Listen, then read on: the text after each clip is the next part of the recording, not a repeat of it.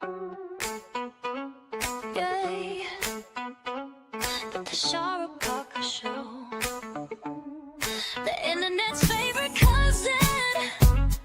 A different perspective on news, culture, and hot topics. The Tashara Parker Show.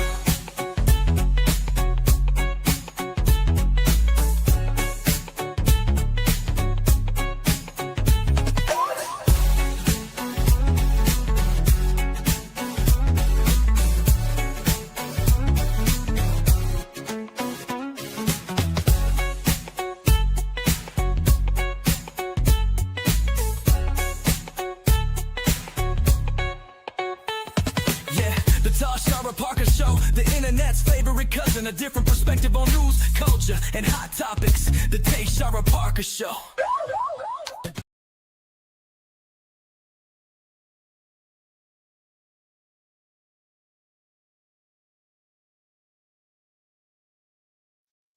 Not acting like we're still in the pandemic and forgetting to come off mute when you're on a virtual call. Wow.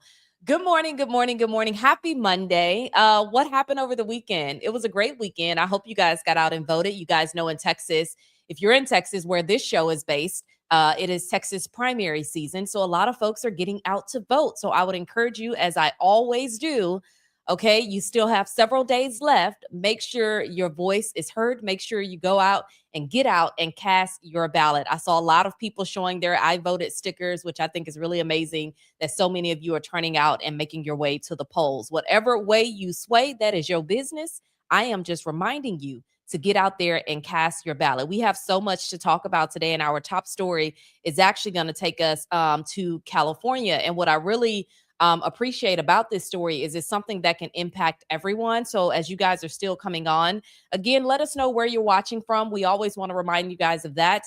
We always like to see where folks are across the country when you're tuning into this show. Of course, we know we have a lot of folks that are here in Texas. I know we have North Carolina, South Carolina, New York, all over the place. So let me know where you're watching from this morning. Okay. So again, the story that we're going to talk about today is a major trial. It is underway in California. More than 1,600 plaintiffs, including hundreds of families and school districts, are accusing major social media companies of designing these platforms, yes, like the ones we're on right now.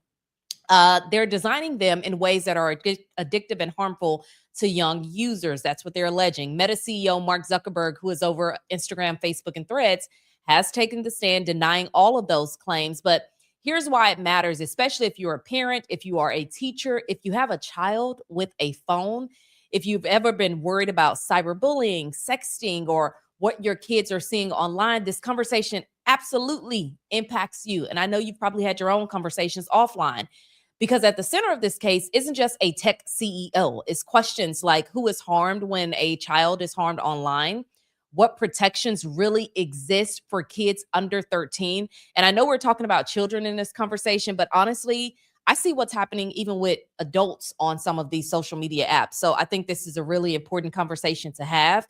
We're also talking about the systems, right? Are the systems designed to protect those kids while they're actually on these apps? Are those systems working? Now, I want to be very clear. Our next guest is not involved in the case out of California and won't be offering legal opinions about the trial itself, but he has spent more than 20 years studying how young people use and sometimes misuse technology. Dr. Justin Patchen is a professor of criminal justice and co-founder of the Cyberbullying Research Center. His research focuses on cyberbullying, sextortion, digital self-harm, and how schools and families can respond to all of it. Dr. Patchen, thank you so much for being here this morning. Hey, Tashara, happy to be with you. Absolutely. At the center of this trial is a fundamental question. Did social media companies simply create popular platforms that teens like to use, or did these design systems that they design intentionally keep young users engaged even when that harm is foreseeable? I want to get to some of your research and some of the things that you've been able to focus on, because beyond the courtroom arguments, the case highlights something I think is even bigger than all of this: how dramatically the digital world has changed for young people over the last 2 decades. Dr. Patchen, you've been studying this for a while now. When you look at this trial, what stands out to you most about it? Well, it'll be interesting to see what new details emerge. The courts have a way of getting information that maybe the general public doesn't have access to. So, I mean, there's no doubt about it. Technology is super popular among kids and adults, and there's also no question that it is. I don't know. It's hard to use the word addictive, but we like to spend a lot of time Sure. on these platforms, and they're designed to keep us there. Like anything, right? Like any product is designed for you to want more of it. And so the real question is there something unique about social media that creates additional problems among kids or others who use it compared to most other products that drag us in? Now, planners argue these platforms were engineered to maximize engagement, while company leaders say they've implemented rules and safety tools to protect kids, including those under the age of 13. And I guess my question for you, since you've been looking at this stuff, one issue in this case is underage users being on these platforms. From your experience, how common is it for kids under 13 to actually be on social media? And why do those age limits, I should say, often fail in practice? Yeah, I think it's super common, and some of it is, under the supervision of parents, which is probably fine. Sometimes kids are creating fake profiles where they misstate their age to try to get access to these platforms earlier than they should.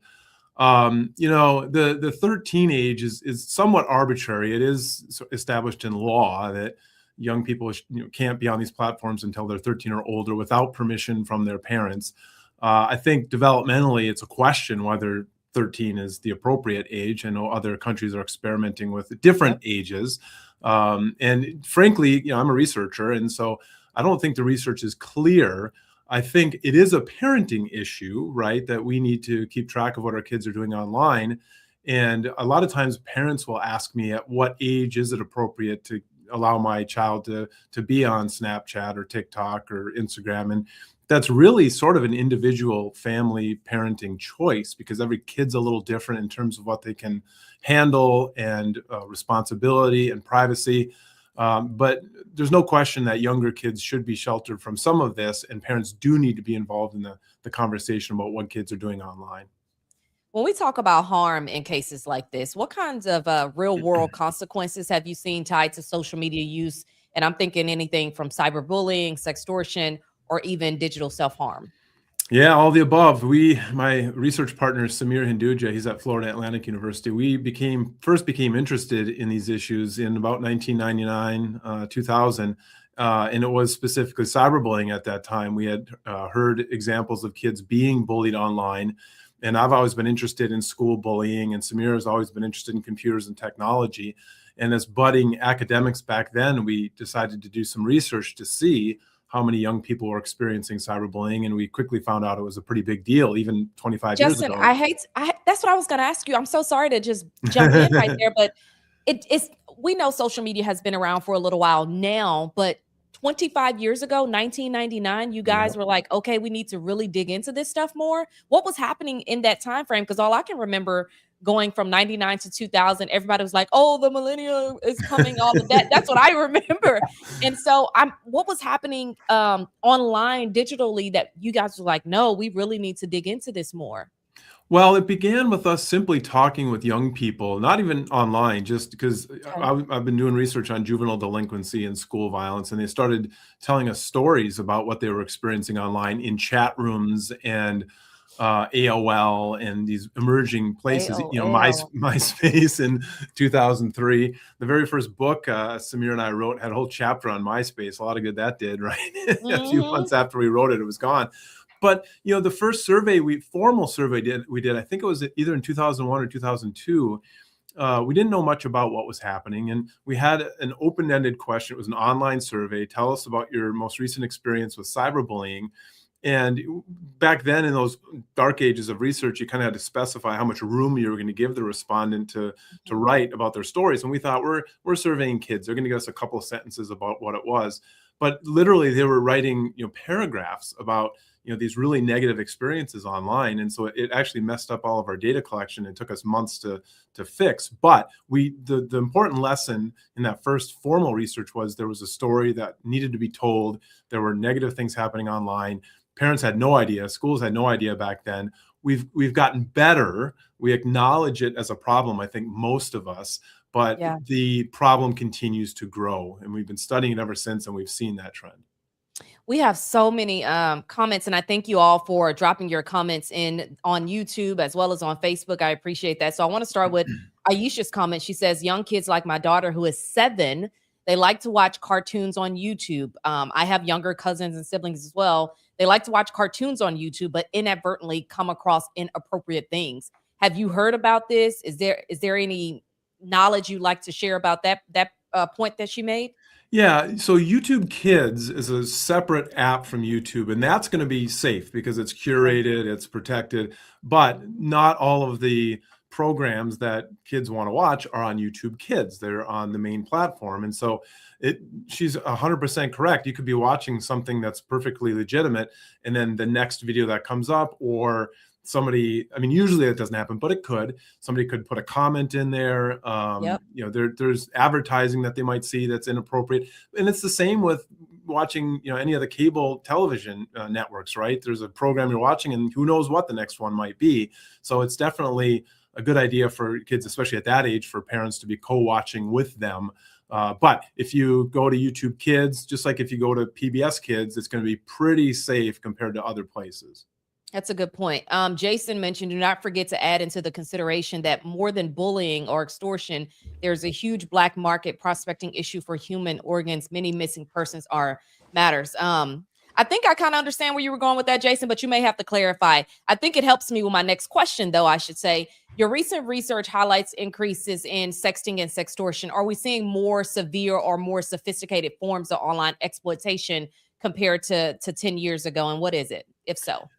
Yes, although I will say we don't have much research prior to about 10 years ago in terms of Okay. sextortion. It's a relatively, emerging problem. We did our first study on sextortion specifically in 2016. We surveyed young people and found out it was happening, and it's growing. As you said, we had new research just from a few months ago that show the behaviors are increasing dramatically. We found, so this is really important finding, most teens are not participating in sexting, which I think may come as a surprise to many listeners and viewers. About a third, maybe probably less, middle school, high schoolers are participating in sexting, which is good. That means 2/3 to 3/4 are not. So that's good.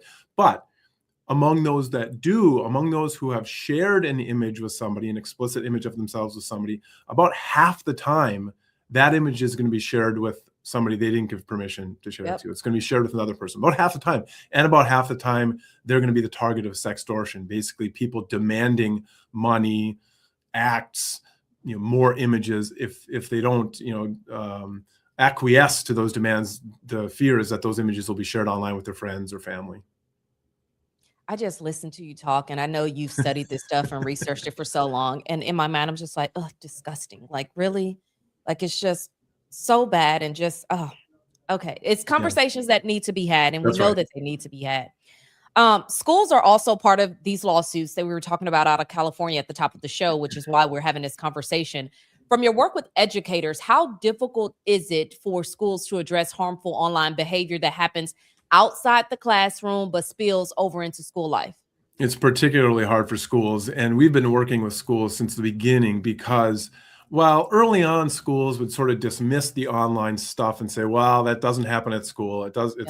So if it doesn't happen here, there's nothing I can do about it. But it didn't take them long to realize that what's happening online is affecting what's going on at schools. And they're in a really tough position because they have to deal with the consequences of that, yet don't necessarily have all the tools.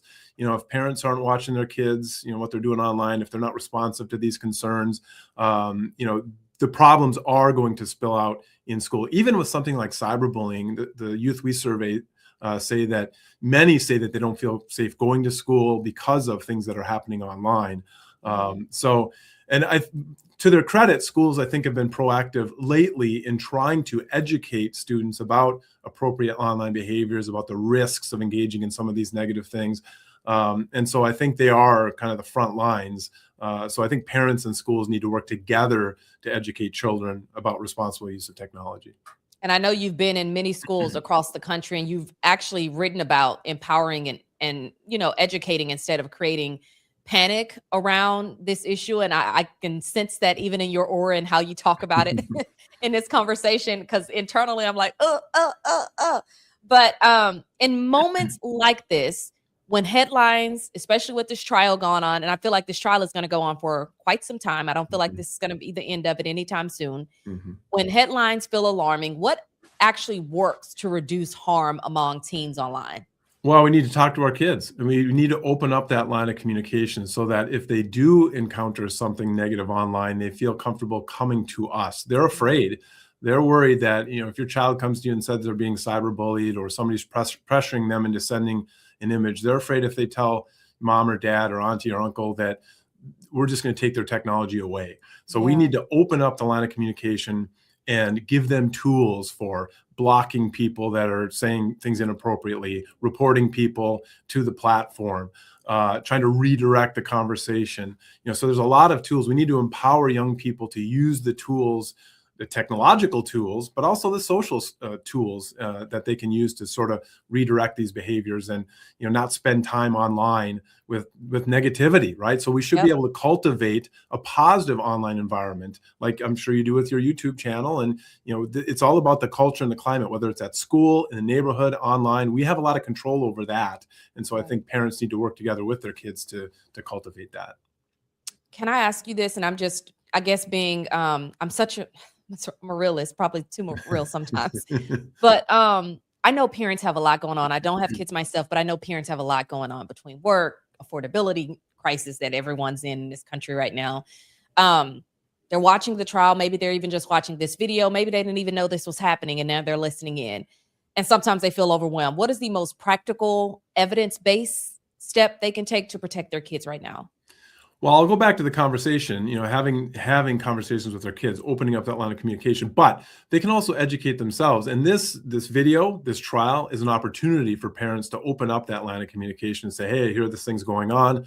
What are you experiencing online? You can even play dumb a little bit. You can say, well, I don't know about these apps. Can you show me how TikTok works? Can you show me how Instagram works? And ask the questions. Who are you interacting with on these platforms? Why are you friends with this person? I don't know who that is.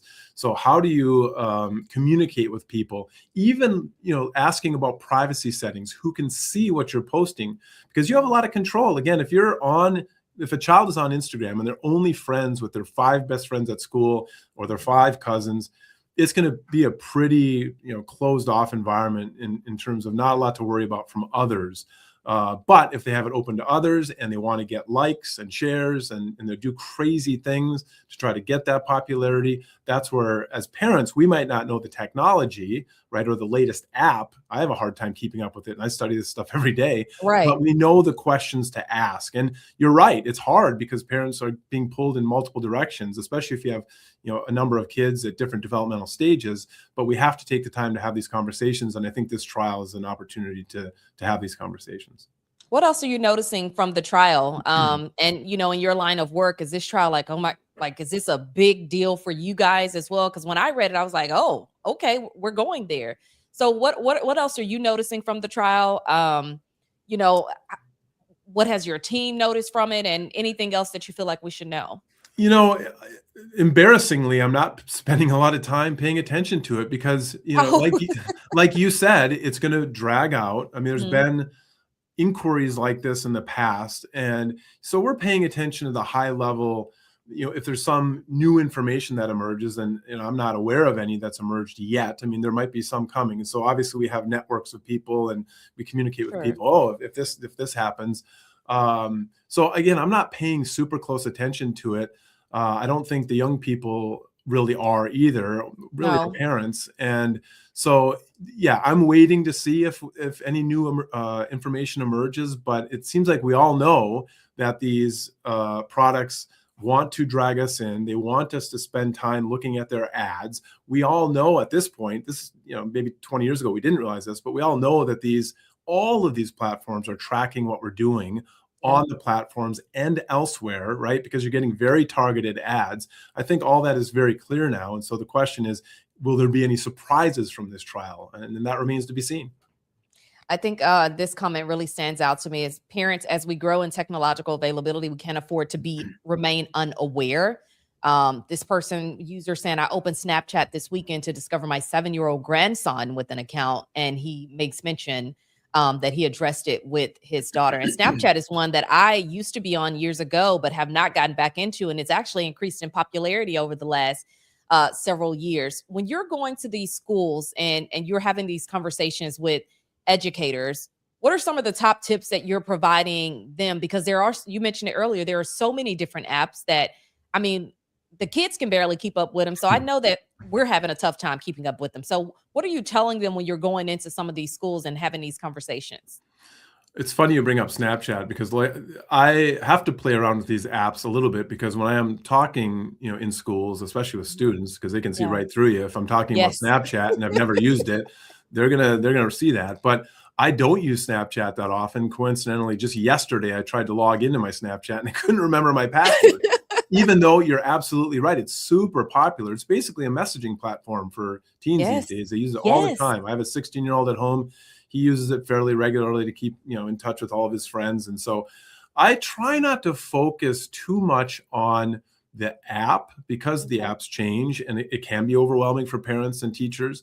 But instead focus on basic principles that would apply to any of these apps, including new ones that maybe were invented today that aren't yet popular. And that's just being smart with who you're interacting with online. Again, having your profiles, accounts set to private, only interacting with people you know and trust, and creating this sort of positive online persona so that you can be seen as a positive person.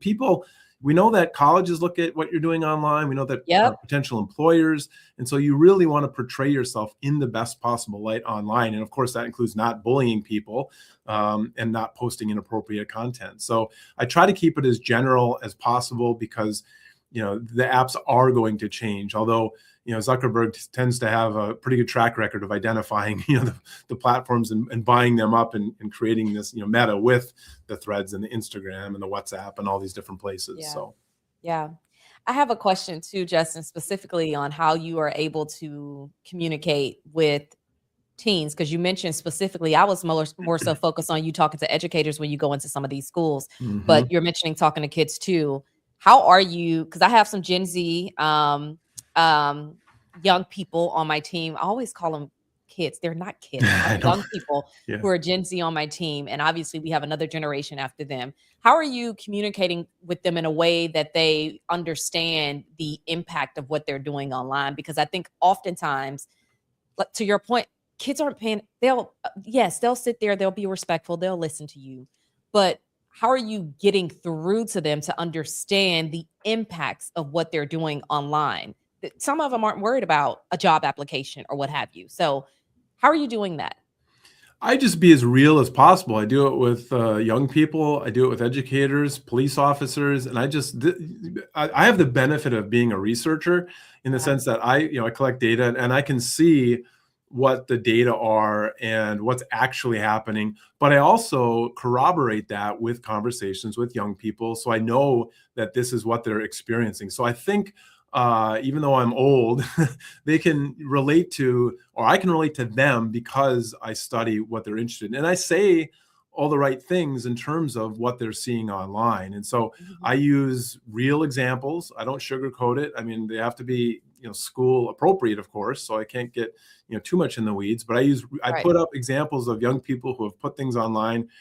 Again, real stories where they've gotten into trouble, but I also try not to, I don't get up there and lecture them and say, don't go on Snapchat because bad things are going to happen. I say, look, you have the tools to, curate your experience on Snapchat to make sure that these negative things don't happen. And you have the responsibility, if you're on these platforms, to understand those tools so that if something bad does happen, you know how to deal with it. And so I really put the onus on them. I also tell them it's their job to educate the adults in their lives, because like you said, parents are freaking out and teachers are taking, phones out of schools. And so really it's up to the teens to express to the adults in their lives how important the technology is in, socially, of course, we know that, but academically, intellectually, maybe even spiritually. So there's a lot of things that young people benefit from. And I think that's a really important point when using technology, if it's used appropriately.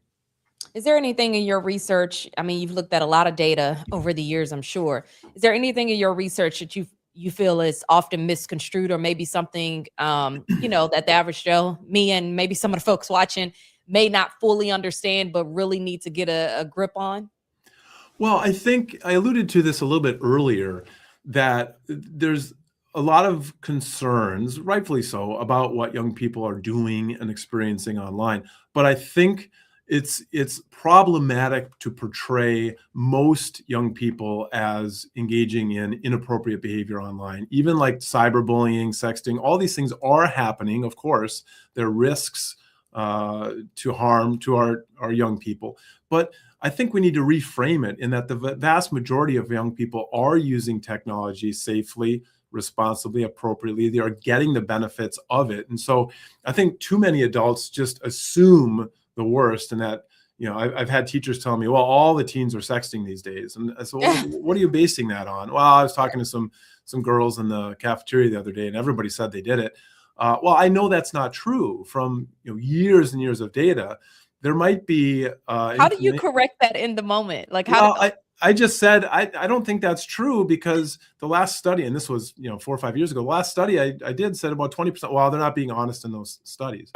Well, that's an anonymous survey versus a conversation that you're having with a child in front of their friends. So Right. The one thing we know about adolescents, it's that they want to do what they think their friends are doing. They want that peer approval. They want that status. So if they think most of their friends are doing these things, whether it's sexting or having sex or getting drunk on the weekends, if they think that's what they're doing, they're going to want to do that, or at least portray to others that they're doing that. So if we flip the script and say the vast majority aren't doing these things, and it's especially true, you look at, there's a lot of concerns about mental health and social media, but a lot of other indicators of youth health are very positive. Teen pregnancy is down, youth violence is down, all sorts of positive things. So why not focus on the positive?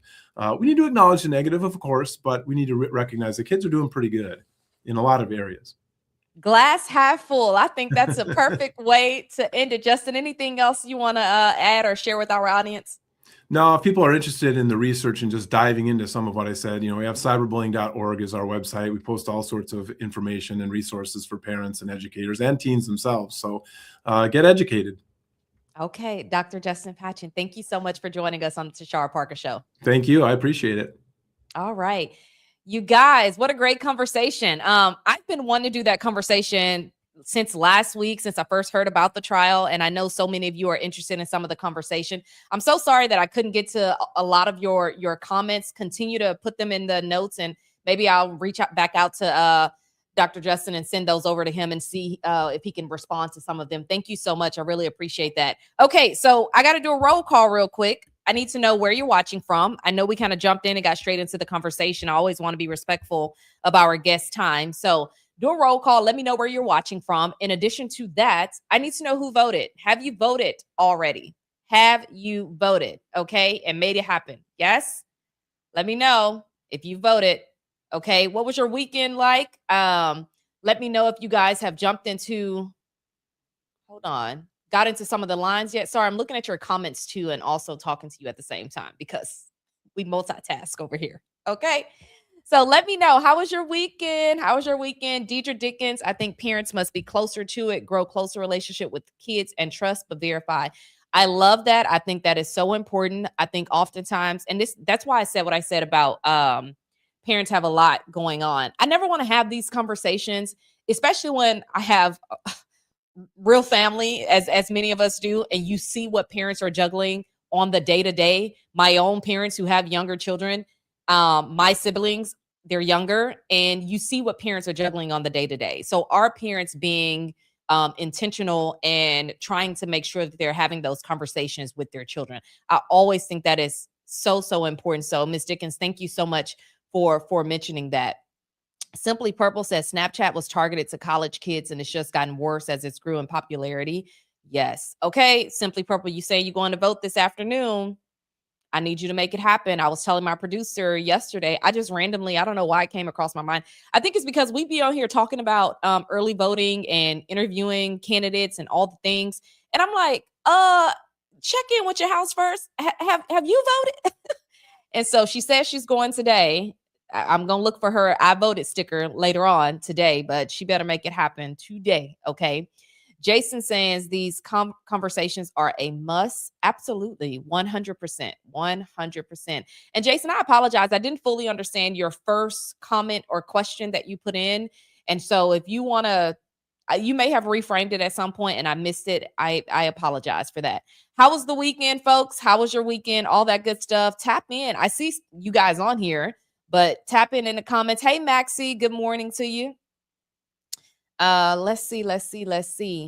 Aisha, I think I read your comment online earlier. Thank you so much. Thank you. Jason, what were you referring to when you said there's a huge case currently transpiring in the U.S. District Court in Fort Worth?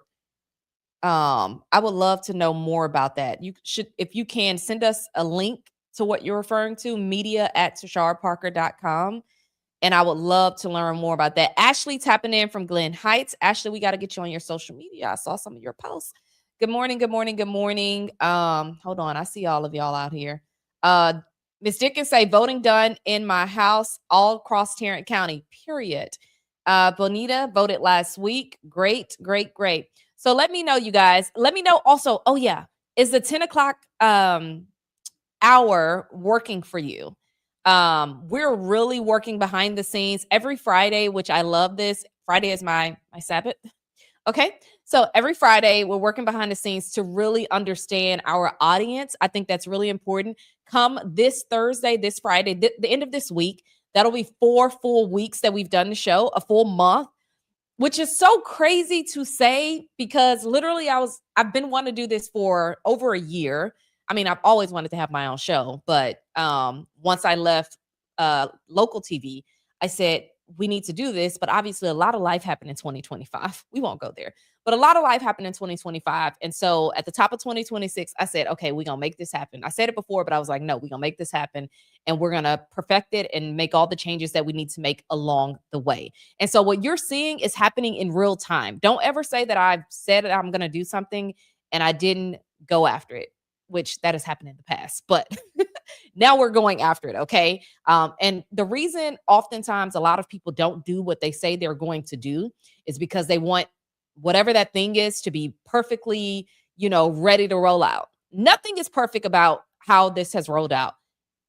Not in the slightest, which is so crazy when I get compliments, I should say, and feedback from some folks who have been watching the show, who know me personally. They'll reach out or text me or whatever. And they're like, oh my God, I love the setup. I'm like, oh, really? This whole thing, we just kind of threw that together.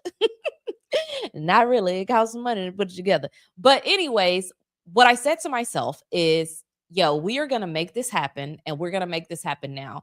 And over time, we'll make it to what we want it to be. So right now, we're in a phase where we're testing out a lot of different things and seeing how those things work, right? So I was mentioning that Friday is my kind of Sabbath day where I, relax and review what has transpired over the week, but also tap into our audience to ask them questions about, is the timing working?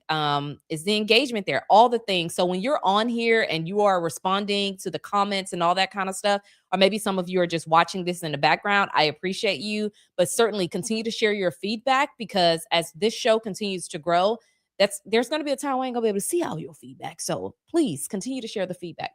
Hey, Destiny, let's see here. I was just saying the goal. What is this? Oh, Jason, I'm gonna have to read that in a minute. Maxie says 10 is a good time. Thank you. Hello, Marvin. For those of you who are watching over on Facebook, if you don't mind, And I know sometimes you're just kind of scrolling, you see it, which is great. Cool. Continue watching on Facebook if that's what you can do. But we would really love for you to join us on YouTube. It's youtube.com/Tashara Parker. youtube.com/Tashara Parker. We would love for you to like and subscribe over on YouTube because that's where we're continuing to build. So if you're watching us on YouTube right now, which majority of you are, make sure you have already hit the like and subscribe button. The like and subscribe button. Make sure you are doing that every time you see it. Well, subscribe. You only do that one time, but make sure you're liking the video every time you see us on here. It is very important for you to hit the thumbs up button when we are live. Maxie is one of our members. He is always showing love, and I certainly appreciate him doing so. And I'm seeing so much of your comments. Dickens says 11 a.m. is better for her. 10 a.m. runs into the view. Child, look, we gonna do what we gotta do, okay? But no, I appreciate it. And I appreciate that feedback. And honestly, regardless of what time we end up choosing, it's gonna run into something, right? So 11 a.m. So I'm more worried about independent media, right? Like independent media folks. When I'm on at 11 a.m., then I run into one of my I call him a mentor, one of my mentor shows, who is an independent journalist. And so what I don't want to do is impact that show. And look, we can always run into somebody's something. So we're trying to figure out what works best for a majority of our guests that are watching over on YouTube. Okay. Thank you, Ms. Dickens. I appreciate that. I appreciate it. Ashley says, I hear y'all got to make it happen regardless of the process, flaws and all, in my Beyonce voice. Absolutely. Yes, yes, yes, yes. And Jason saying, what is this even? Oh, wait, Jason, I got to read that later because I got to fully comprehend what some of your comments are saying. Excuse me. I love that so many of you have voted. I love that so many of you have voted. Okay. But yes, this is independent media. This is independent journalism tomorrow. So after I get off here, I'm actually heading over to an amazing interview. Somebody said I left Don Lemon to watch your show. Oh, not you leaving the Lemon. T. And I love Don Lemon. But I started an hour after Don Lemon. So if Don Lemon was still on at the hour that I started, that means he went over a little time. Again, I am purposely paying attention to the independent journalists. And Don Lemon is one of the GOATs who has done it. So is Roland Martin, who has a show at 11 a.m. So I am paying attention to my people that is in this space. Okay. So the fact that you said that, okay, we're gonna put that on the screen. You know what I'm saying? You know, we gotta make sure we remember this moment when we get to where we getting. Okay. Thank you so much, Aisha. I appreciate that. Oh, see, Aisha says, yes, he went over. I knew it because I'm paying attention. You got to study the craft. Not only you're studying the craft that you're putting online, you are studying the craft, the business of it, like all the things. There's so much that goes into independent journalism. And it's so much that we are not taught in journalism school. In journalism school, you're taught how to write a story, how to do this, how to get hired by a TV station. Like you're taught all of those things. There's no entrepreneurial anything taught in at least in my college classes. I don't remember anything entrepreneurial, anything. And in this day and age where there's so many outlets that are getting rid of folks day in and day out, y'all have seen the amount of layoffs that have happened across the country, many of which have happened even in Texas, in New York, and California, all over the place. Layoffs are happening in our business. And we know some of the reasons why, but also local and legacy TV has to continue to evolve. And the evolution is kind of happening right in front of us. And independent journalism and independent media is where it's at. And I think that all journalists should be taught something about entrepreneurship and owning their media. Right now, you have free network. I won't say free because they are using our information for different reasons. But you have a free network. One journalist messaged me, and it was something along the lines of trying to figure out, okay, what's next? What's this? What's that? Until I get my next job kind of thing. I'm like, until you get your next job is right now. What do you mean until you get your next job? This is your next job. Use these networks that are out here. And by networks, I'm saying every social media network that is currently out here. Use those networks, folks, and start to build, right? Start to build right now. I think a lot of, again, as journalists, it's just not something that we're taught in school. It's not. The way that I be hitting up my mentor, I'm like, hey, how do I do this? How do I do this? How do I do this? And I'm in a season where I'm unafraid to ask a question. As a matter of fact, I'm starting a series this week over on my Instagram page. I'll probably put some of it on YouTube as well, but it's called Loud Behavior. And loud behavior is centered around what are you doing that is loud in this week? And my goal is to do at least one loud thing, one loud behavior in action a week. And part of what I did last week is I made sure I got my butt out and voted. That is loud behavior to me. Okay. What I am doing this week is I'm going to send an email that maybe I was a little bit scared to send, but I'm going to send it. Okay. And that's loud behavior, because I think loud, especially as it relates to Black women, okay, it has a negative connotation. And so my organization, Loud Women Lead, if you have not heard of it, loudwomenlead.com, I've had it for the last several years, aims to debunk the negativity surrounding the word loud. So again, loud behavior is going to be a new series that I'm starting over on my Instagram page. And it's talking about what are you doing that is loud, and it's not loud in a way that most people will, the definition, I should say, that most people will attach to the term. Aisha reminding us to vote, vote, vote. Michelle, yes, independent journalists are vital to democracy. Michelle, now I know you know to go watch us over on YouTube, okay? Michelle Butler, folks, for those of you in Denton County. Maxi gifted 5 memberships. Now, mind you, someone asked me last time, how do they claim those memberships? You have to be on the live when those memberships are gifted. Maxi, thank you so much. Again, always showing love, always showing support. If you are watching us on Facebook and you are unable to get over to YouTube, figure out a way to do it, because Maxi just gave out 5 membership. Where are my sound effects at? Come on, producer, give us some sound effects for Maxi with the 5 gifts, honey. Thank you, Maxi. Thank you so much. I feel like we need to get one that does like this. Right? And it just kind of pops across the screen and we put a little on it. We'll figure it out. Thank you so much, Maxi. Agamer Link says, I was watching the Lemon 2. Y'all part of the Lemon Nation as well. Now y'all part of the Cousin Crew. Hello, somebody, the Cousin Crew. All right. No, I love Don Lemon, and I love Roland Martin and Joy Reid, and I love to see everything that they're doing, but we're all building, right? We're all building something. And so look, if y'all coming over here to watch T Parker with the cousins, I am all about it. Ashley said, okay, sound. Okay, so let's talk about it right quick. Not only sound, I'm gonna run my intro back for y'all real quick so y'all can see that too. I'm telling you, little changes along the way. So yes, for that lady that was on here talking about our sound last time, baby, we got the sound taken care of. If it sounds better to y'all, because y'all was in the comments on her neck, like, no, you're not gonna be in here talking about our sound. She sounds good. Y'all was like, she sounds good. I love it. By the way, I don't know if y'all can hear it. I have some sound effects too. Let me see if I can get some of them to work. My producer's like, girl, don't try that stuff live. But let me see. Can y'all hear this? Can y'all hear when I do that right quick? And y'all hear that? And then I got some other ones. Hold on. Because don't be playing with the sound. I am just making sure that y'all can hear the sound. Because please do not play with it. So yes, we have been working behind the scenes. Like I said, every Friday, we're looking back over the shows and saying, okay, what can we do to make it better? Like, how can we, continue to elevate the product? Okay.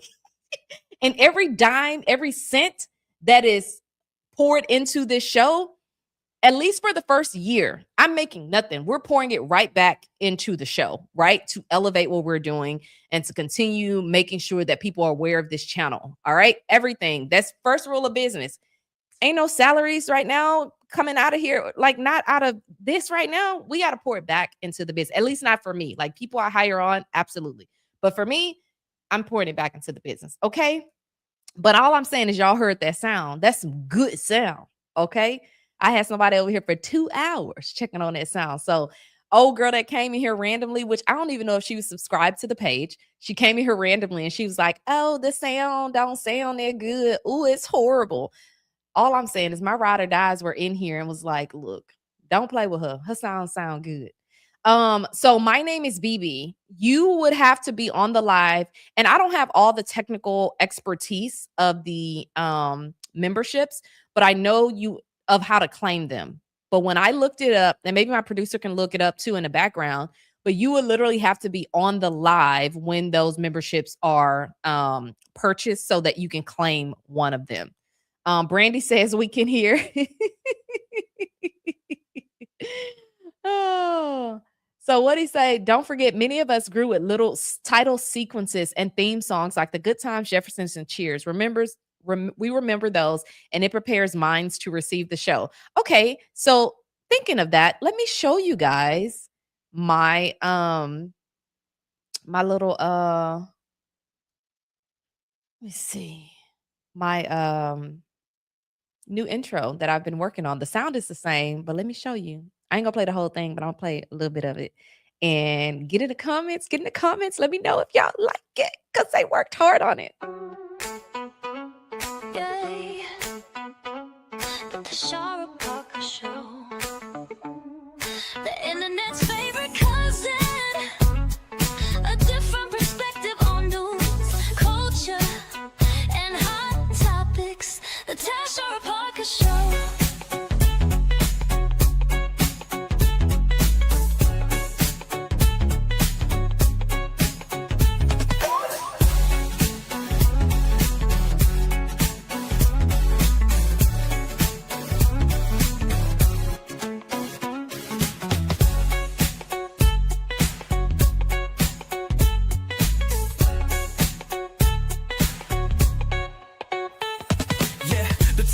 Parker Show, the internet's favorite cousin, a different perspective on news, culture, and hot topics. The Tashara Parker Show.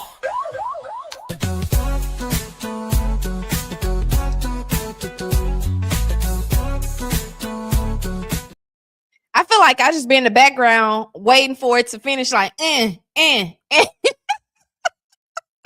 Okay, what do we think? And let me tell you something, that was created. This is why you don't burn bridges, okay? That was created by somebody I used to work with at my former TV station who, well, that person's no longer there either, but you keep in touch with people. You never know like how you can support each other in the work that you're doing. And so that was someone from my former TV station who had the chops and knew how to do and make it happen. I say, yo, can you create this? And he was like, bet, no problem. And you know what I love about TV people? By the way, if anybody is hiring out there, hire TV people. Hire people that have local TV backgrounds. And let me tell you why. Because they don't play about deadlines. They are critical of their work. They're going to get things done on time. And I just love TV people. I love TV people. They understand timeliness. And I think it goes back to, I'll say, for example, my days as a reporter when I had to write, carry around that camera, carry around a tripod, get my story produced, produce a web story, and then still be on TV. You did all of that with interview, research, all of that within an 8-hour time frame, right? Sometimes you work later, of course, but within an 8-hour time frame, you did about 6 jobs. It was not easy, but you did about 6 jobs on a daily basis.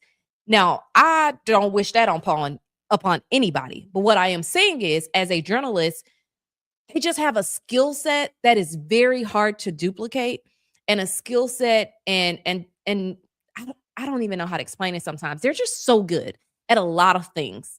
And research is something that you can use in any job, right? You can use that in any job. And I'm telling you, they're going to outperform most of the people you have on your team because they're that good. They're that good. Journalists are great folks and they know what they're doing. Okay. So that's all I'm going to say about that. Hire journalists. Okay. Jason said, yes, branding is more than visual. It's snappy and it's subliminal. It plays into our subconscious. Yes. Period. Thank you, Lachey. Jason, appreciate that. Oh, look. Oh, is it still up there? You can see it. So my producer has gotten in the comments. I know it looks like me, but that's my producer. She's so bomb. She says, at the top of the live stream, this is for, I think, BB or someone who wanted to claim the membership.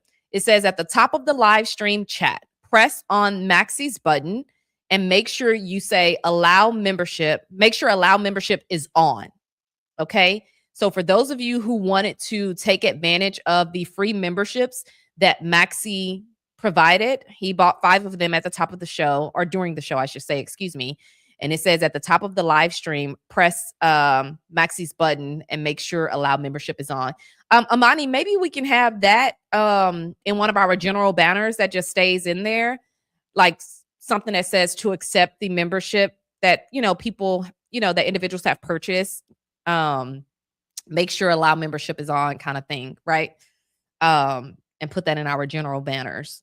So BB, I hope that helps. I hope that allows you to accept that membership. I'm going to stay on here a few more minutes so that people can accept those. If you have not become a member of the Tashara Parker Show channel and you want to accept one of the 5 memberships that Maxie just gifted, thank you, Maxie. He's been a member since the beginning. The show only been around for a month, but Maxie been rocking with TP Show before TP Show was TP Show, okay? So if you want to claim that membership, and Amani, let me know if it's still there or if it has disappeared. She says it's still there. So if you want to take advantage of that and you are not a member yet of the Tashara Parker Show, the instructions for accepting one of those free memberships is listed on your screen, but you have to make sure you click the green button at the top of the chat, right? Okay, at the top of the chat. Let me see. I want to see how it looks too, because Amani is explaining it to me, and I certainly appreciate that. But I just want to see, like, what we over here talking about. Okay. Let's see. Oh, maybe I can't see it.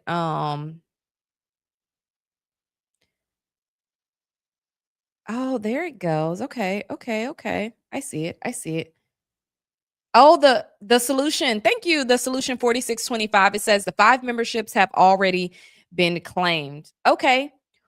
Well, look, I don't claim to be the smartest person with all this technology, but I do try to keep up, okay? But thank you to Amani for figuring out how to make that happen.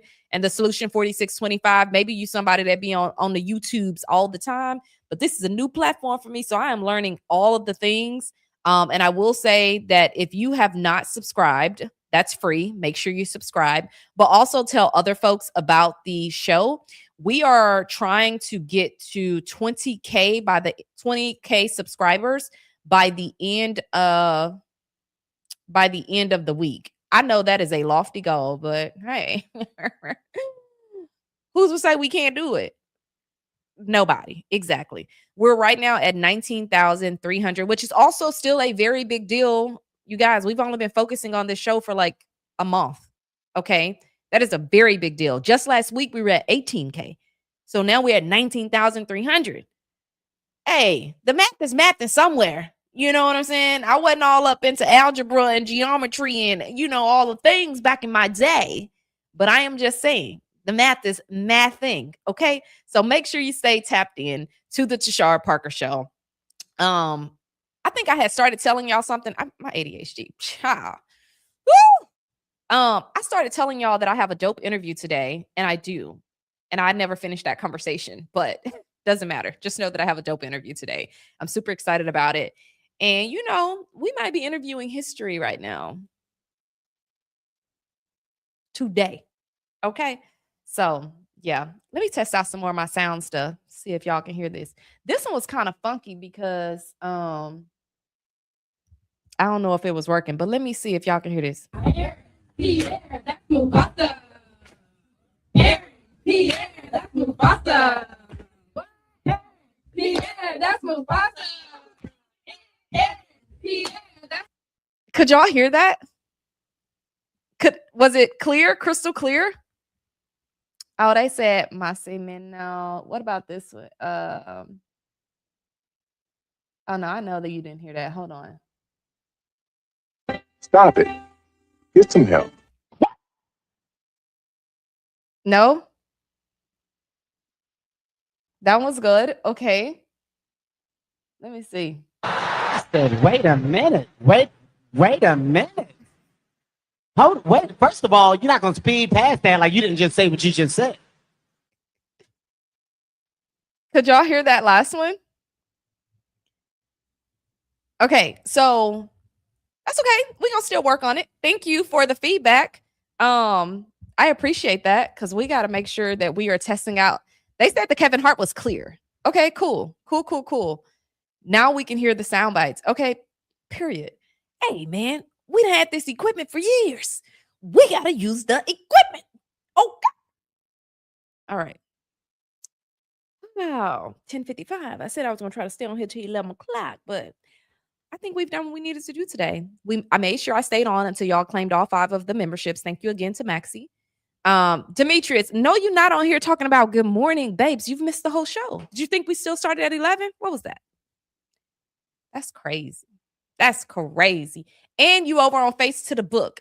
Y'all got to get over on YouTube, okay? YouTube.com/Tashara Parker. YouTube.com/Tashara Parker. Say it with me. No, I'm just kidding. YouTubeforreal.com/Tashara Parker. That's where you can watch the show live. Demetrius say he is on West Coast time. Hey, West Coast, East Coast, Middle Coast, no coast. The show still starts at 10 a.m. CT, Central Time. So Demetrius, go ahead and get up on them West Coast. That's early for y'all. That's early. I know it's early. I'll tell you what, when I was waiting to start at 11 a.m. Central, I was sitting over here like, dang, man, I ain't got nothing else to do. I mean, it's plenty of stuff I can do, but I really enjoy starting at 10. I do. I can have my coffee, don't have to wait too late. I know it runs into certain shows at 11, but I mean, starting at 11 runs into shows, but yeah. Did y'all hear that? That's some good audio, ain't it? Ain't it? I'll be like,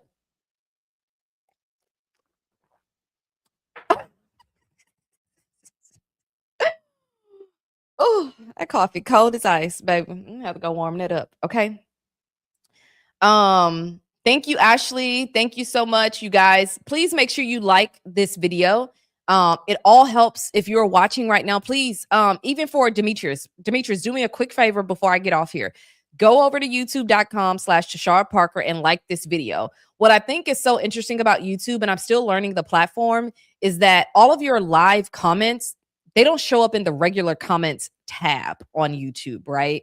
So you can always go and look at the live feedback on the video, but as far as the regular comments, it doesn't show up. And so the reason I encourage you to like the video at the very least is so that people can see that you were on here and that you were engaged. Yes, Jason. So after is there a way to run it back for those who need it later? Are you talking about just the YouTube?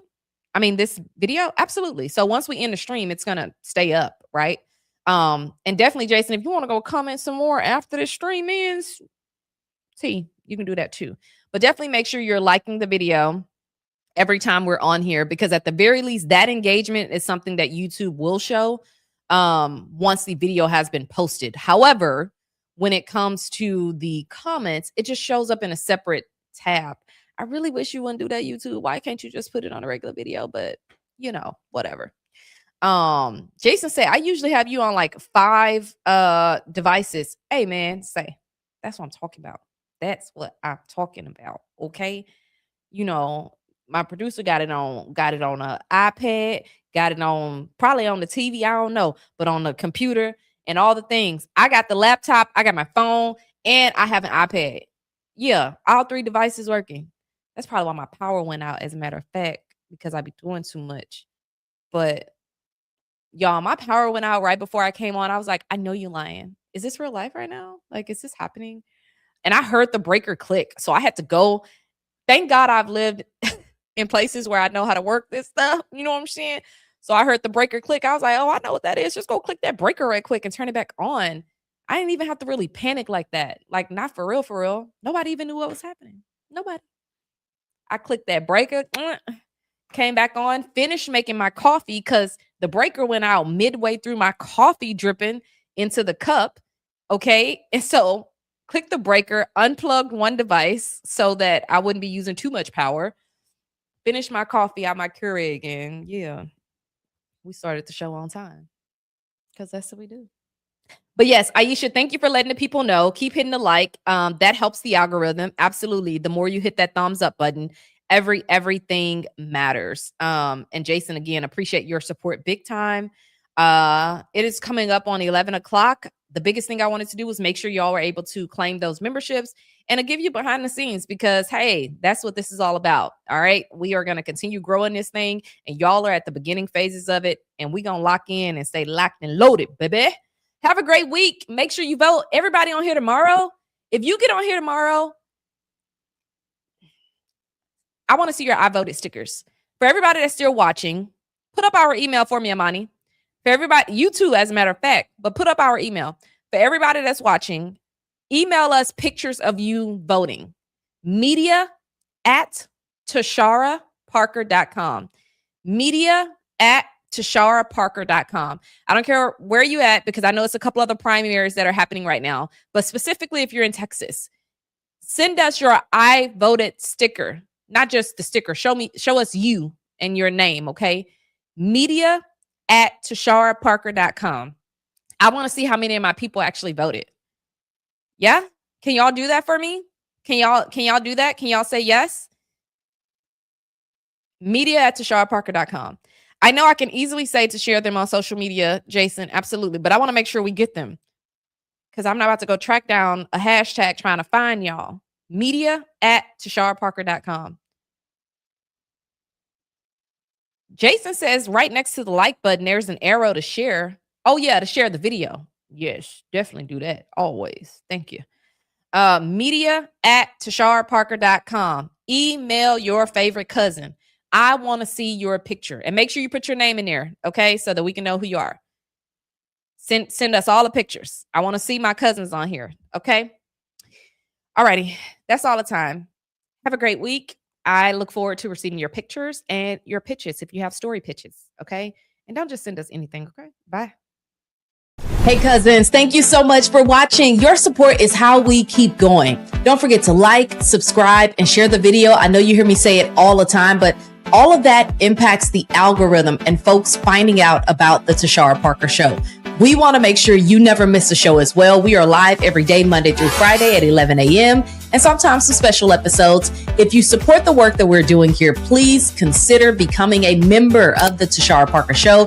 You can do all of this by visiting our YouTube page. Thanks so much for supporting the work that we're doing here. We could not do any of this without all of you.